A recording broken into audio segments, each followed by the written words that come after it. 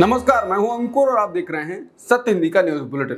एक नजर अब तक की सुर्खियों पर। महाराष्ट्र विधानसभा चुनाव में सीटों के बंटवारे के बाद बीजेपी ने अब ये साफ कर दिया है कि जो अधिक सीटें जीतेगा मुख्यमंत्री उसी का होगा, जिसके बाद माना जा रहा है कि बीजेपी की ओर से देवेंद्र फडणवीस ही मुख्यमंत्री होंगे अगर सत्ता में आए तो। जिसके बाद माना जा रहा है कि सीएम एकनाथ शिंदे जीतने के बाद भी मुख्यमंत्री नहीं बन पाएंगे। हालांकि अगर बीजेपी कम सीटें जीतती है तो सहयोगी दल अपनी ताल ठोक सकते हैं। अब ये फैसला चुनाव के नतीजों के बाद बनी परिस्थितियों पर भी निर्भर है और ये बात भी कही गई है कि जैसी परिस्थितियां बनेंगी उसके बाद गठबंधन जो भी फैसला लेगा वो सबको मान्य होगा। महाराष्ट्र में विधानसभा चुनाव के बीच डिप्टी सीएम देवेंद्र फडणवीस के दावे ने सियासी पारा हाई कर दिया है। दरअसल देवेंद्र फडणवीस ने बड़ा दावा करते हुए कहा कि महाराष्ट्र में बीजेपी अकेले चुनाव नहीं लड़ सकती, जमीनी हकीकत को समझना जरूरी है। हालांकि उन्होंने ये भी कहा कि महायुति गठबंधन के सहयोगियों के साथ मिलकर जीत जरूर हासिल कर सकती है। फडणवीस ने बीजेपी एकनाथ शिंदे और अजित गुट की एकजुटता को जीत का जरिया बताया। उन्होंने कहा कि तीन पार्टियों के वोट मिलाकर ही महायुति विजयी होगी। बीजेपी अकेले चुनाव जीत नहीं सकती, लेकिन फिर भी सबसे ज्यादा सीटें और वोट शेयर के साथ महाराष्ट्र की सबसे बड़ी पार्टी बनेगी। केंद्रीय मंत्री और रिपब्लिकन पार्टी ऑफ इंडिया के अध्यक्ष रामदास अठावले ने महाराष्ट्र विधानसभा चुनावों में सीट बंटवारे को लेकर अपना पक्ष रखा है।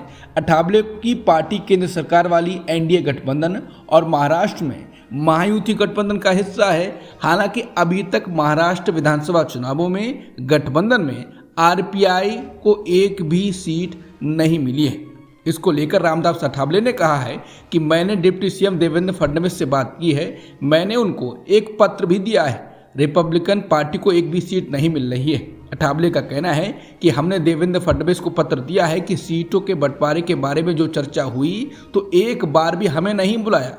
हमने 21 जगहों की लिस्ट बावनकुले जी को दे दी थी, उसमें से 4-5 जगह रिपब्लिकन पार्टी को देने का फैसला होना चाहिए। उन्होंने कहा कि अभी 2-3 दिन बाकी हैं, अभी तक रिपब्लिकन पार्टी को एक भी सीट नहीं मिल रही है। यह हमारी पार्टी और समाज के लिए एक बड़ा धक्का है। उन्होंने उम्मीद जताते हुए कहा कि महायुति के नेताओं की आरपीआई की उपेक्षा करना ठीक नहीं है। झारखंड में होने वाले विधानसभा चुनावों के मद्देनजर बीजेपी ने उम्मीदवारों की अपनी दूसरी सूची भी जारी कर दी है।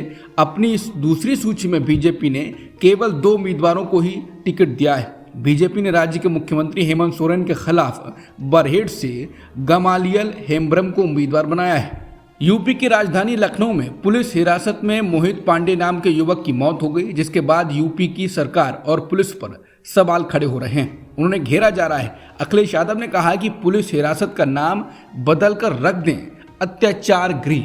इसके साथ ही उन्होंने कहा कि लखनऊ में पिछले 16 दिनों में पुलिस हिरासत में मौत, जिसको हत्या पड़ा जाना चाहिए, ये दूसरा समाचार मिला है। नाम बदलने में माहिर सरकार को अब पुलिस हिरासत का नाम बदलकर अत्याचार गृह रख देना चाहिए।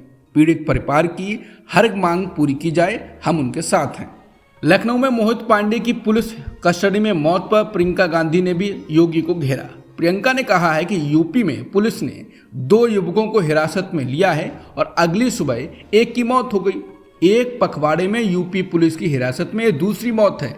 परिजनों का आरोप है कि पुलिस ने उनके बेटे की हत्या कर दी।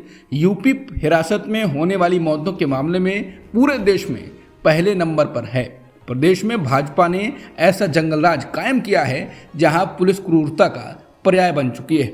जहां कानून के रखवाले ही जान ले रहे हैं, वहां जनता न्याय की उम्मीद किससे कर सकती है। लखनऊ में मोहित पांडे की पुलिस हिरासत में मौत हो गई। मोहित पांडे के परिवार से मुख्यमंत्री योगी आदित्यनाथ ने मुलाकात की है। इसके अलावा 10 लाख रुपए के मुआवजे का भी ऐलान किया गया। वहीं सरकार की ओर से परिवार को एक घर और बच्चों के लिए मुफ्त शिक्षा भी व्यवस्था की जाएगी। वहीं पुलिस हिरासत में मौत के बाद सरकार ने थाने के इंस्पेक्टर को निलंबित किया। पुलिस के मुताबिक पोस्टमार्टम रिपोर्ट में मौत का कारण स्पष्ट नहीं है, इसलिए आगे जांच के लिए भेजा जाएगा। ये जानकारी लखनऊ पुलिस ने सोशल मीडिया प्लेटफॉर्म एक्स पर दी है। घटना शनिवार की है, जब किसी आदेश के नाम के व्यक्ति के साथ मोहित का विवाद हुआ। उसके बाद पुलिस मोहित को अपने साथ ले गई। मृतक के घर वालों का आरोप है कि आदेश स्थानीय नेता का रिश्तेदार है, जिसकी वजह से पुलिस ने छोटे से मामले को लेकर पिटाई की है। यूपी के डिप्टी सीएम ब्रजेश पाठक ने कहा, यह घटना दुखद है और सरकार इस पर सख्ती से कार्रवाई करेगी। जम्मू कश्मीर में एक बार फिर से भारतीय सेना पर हमला हुआ है। आतंकवादियों ने असारी और सुंदरबनी में सेना के काफिले पर गोलियां चलाई। सैनिकों ने तुरंत जवाब दिया और हमले को विफल किया। कोई घायल नहीं हुआ। आतंकवादियों के खिलाफ सर्च ऑपरेशन जारी है। समाचार एजेंसी पीटीआई के मुताबिक सुरक्षा अधिकारियों को खौर के भट्टल इलाके में असन मंदिर के पास ग्रामीणों ने भारी हथियारों से लैस आतंकवादियों की मौजूदगी की सूचना दी थी। दिल्ली में सोमवार को एक बार फिर से हवा की गुणवत्ता का स्तर बहुत खराब की श्रेणी में दर्ज हुआ। केंद्रीय प्रदूषण नियंत्रण बोर्ड की वेबसाइट पर मौजूद आंकड़ों पर नजर डालें तो दिल्ली में सोमवार को भी अधिकतर जगहों पर हवा की गुणवत्ता का स्तर 350 से ऊपर है। यह हवा की गुणवत्ता का बहुत खराब स्तर भी है। हिजबुल्लाह ने दक्षिणी लेबनान में इजरायली सेना पर एक बड़ा हमला किया। इस हमले में 5 इजरायली सैनिकों की मौत हो गई, जिसके बाद से 30 सितंबर को जमीनी कार्रवाई शुरू होने के बाद से क्षेत्र में मारे गए इजरायली सैनिकों की कुल संख्या 37 तक पहुंच गई है। बता दें, युद्ध लगातार बढ़ रहा है, जिसका इलाके में गंभीर प्रभाव पड़ रहा है। हिजबुल्लाह और इजरायली सेना के बीच चल रही जंग तेज हो गई है। इजराइल ने ईरान पर छोटा सा हमला किया था। उससे पहले ईरान ने भी इजराइल पर हमला किया था, जिसके बाद इजराइल की ओर से कहा जाने लगा था कि पूरे मिडिल ईस्ट का नक्शा बदल देंगे, लेकिन बहुत मुलायम से हमला किया गया, जिसके बाद कहा जाने लगा कि ईरान इस हमले का कोई जवाब नहीं देगा। हालांकि ईरान इजराइल और उसके सहयोगियों पर दूसरी तरफ से हमले करवा रहा है। ईरान पर हमले के बाद से अमेरिकी सेना पर एक के बाद एक हमले हो रहे हैं। मीडिया रिपोर्ट्स के मुताबिक Syria, Jordan, Iraqi try border में अमेरिका के बेस पर रविवार रात हमला किया गया। कहा जा रहा है कि अमेरिकी अल तनफ बेस में ड्रोन से हमले के बाद से अमेरिकी सेना पैनिक मोड में है। यही नहीं, डेर एजोर में अल अमर तेल क्षेत्र बेस पर भी अमेरिकी कब्जे वाले बलों को भी निशाना बनाया गया।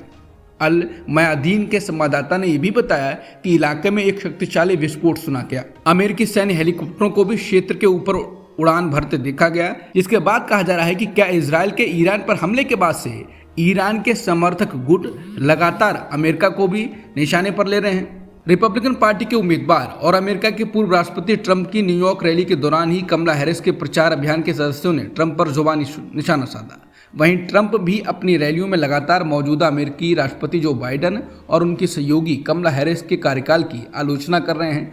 डेमोक्रेटिक पार्टी की उम्मीदवार कमला हैरिस के प्रचार अभियान के लोगों ने ट्रंप को घेरे में लेते हुए कहा कि वो हमेशा वादे करते हैं और हमेशा उसे पूरा करने में नाकाम रहते हैं। हैरिस के चुनाव प्रचार अभियान ने ट्रंप को अस्थिर बताते हुए कहा वो अपने दूसरे कार्यकाल में असीमित ताकत चाहते हैं। ट्रंप ने अपने राजनीतिक विरोधियों से बदला लेने और उनको जेल भेजने का वादा किया है। वहीं अमेरिकी कारोबारी और दुनिया के सबसे अमीर लोगों में से एक एलन मस्क ने भी ट्रंप की न्यूयॉर्क रैली में अपनी मौजूदगी दर्ज कराई। अमेरिकी राष्ट्रपति चुनाव में प्रचार अब लगभग अपने आखिरी चरण में पहुंच गया है। अपने प्रचार के मद्देनजर ट्रंप ने अमेरिका फर्स्ट के अपने पुराने नारे को दोहराया। अपने भाषण में ट्रंप ने अमेरिका को सुरक्षित, साफ और खूबसूरत बनाने का वादा किया। साथ ही उन्होंने कहा कि वो अमेरिकी बच्चों को देश के झंडे का सम्मान करना भी सिखाएंगे। ट्रंप ने कहा कि अमेरिका के संविधान का दूसरा संशोधन, जो कि अमेरिकियों को बंदूक रखने का अधिकार देता है, वो भी खतरे में है। उन्होंने रैली में शामिल भीड़ से पूछा कि क्या वो इसके खिलाफ हैं, तो भीड़ ने चिल्लाते हुए नहीं में जवाब दिया।